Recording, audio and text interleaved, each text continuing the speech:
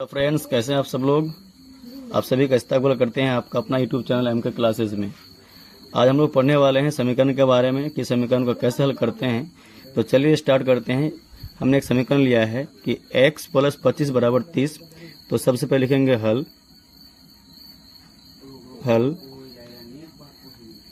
x + 25 को जैसा वैसा हम उतार देंगे बराबर 30।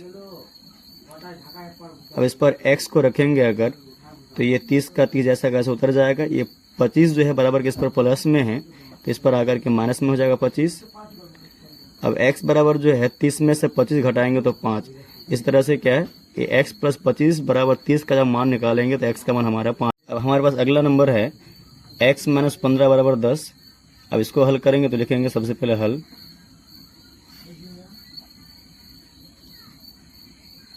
इस x - 15 को जैसा वैसे उतारेंगे बराबर ये 10 का 10 रह जाएगा। इस x को जैसा वैसे लिख देंगे बराबर ये 10 और ये माइनस का 15 इस पर आकर के हो जाएगा प्लस का 15। अब x बराबर हो जाएगा 10 और 15 को जब जोड़ेंगे तो 25, तो यही x का मान हो जाएगा 25। अगला हमारे पास 3 नंबर है y × 5 = 35। तो अब इसको हल करेंगे तो लिखेंगे हल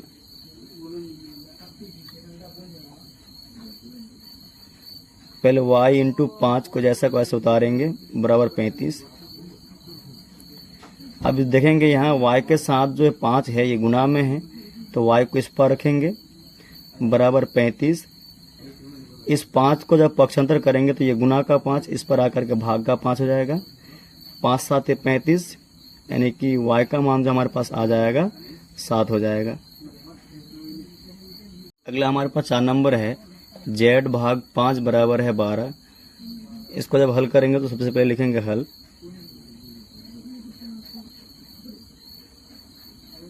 z भाग 5 पहले उतार देते हैं बराबर 12। तो z बराबर निकालेंगे तो ये 12 का 12 रह जाएगा पहले, और ये भाग में 5 से तो ये गुना का 5 हो जाएगा। क्योंकि समीकरण में होता ही है कि अगर कोई बराबर के इस पर अगर प्लस में होता है तो इस पर आकर पक्षांतर होकर के माइनस में हो जाएगा। अगर माइनस में अगर होता है तो प्लस में हो जाएगा। गुना का अगर होगा तो भाग में इस पर आकर भाग में हो जाएगा। अगर भाग का होगा तो इस पर आकर के गुना का हो जाएगा। तो हमारे पास ये 5 जो है क्या भाग में है, तो इस पर आकर गुना में हो जाएगा।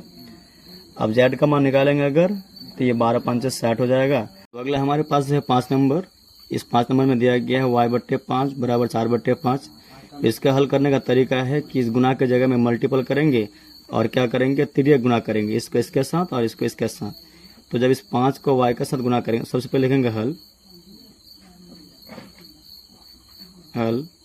इस 5 को जब y से गुना करेंगे तो हो जाएगा 5y बराबर इस 5 को जब 4 से गुना करेंगे तो 5 × 4 = 20। अब देखेंगे y के साथ जो 5 है गुना में है, तो y बराबर हो जाएगा ये 20 का 20 रह जाएगा। ये गुना का 5 पक्षांतर होकर के अब हो जाएगा भाग का 5। अब 5 से जब इसको काटेंगे तो 5 × 4 = 20, यानी कि y का मान हो जाएगा 4। ये होगा इस प्रश्न का आंसर। अब अगला हमारे पास 6 नंबर है, जिसमें दिया गया है x + 1/4 बराबर 5/2। तो इसको हल करेंगे तो लिखेंगे हल तो जो बट्टे में होता है इसके लिए तरीका ये होता है कि बराबर के जगह में गुना का साइन दे करके दे भी सकते हैं या नहीं भी दे सकते हैं। तो इसको इससे गुना करना है, इसको इससे गुना करना है। तो जब हम इस 2 को x से गुना करेंगे तो हो जाएगा 2x प्लस इस 2 को फिर x से गुना करेंगे 2 × 1 = 2 हो जाएगा बराबर इस 4 को जब 5 से गुना करेंगे तो 4 × 5 = 20 हो जाएगा। अभी 2x को फिर इस पर रख देंगे बराबर 20, ई प्लस का 2 इस पर आकर के माइनस का 2 हो जाएगा। 2x बराबर 20 में से अगर 2 घटाएंगे तो हो जाएगा 18।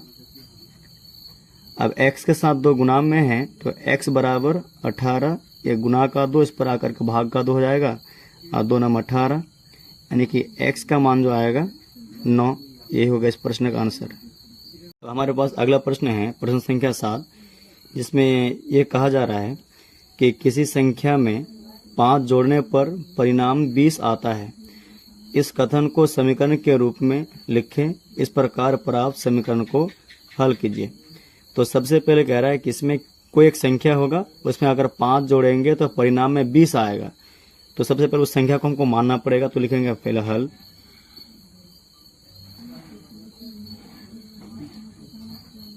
माना कि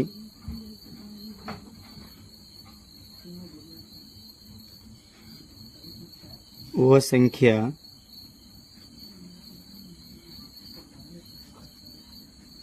x है। तो प्रश्न में यह कहा जा रहा है कि किसी संख्या में 5 जोड़ने पर, तो हमने उस संख्या को x माना। तो लिखेंगे प्रश्न अनुसार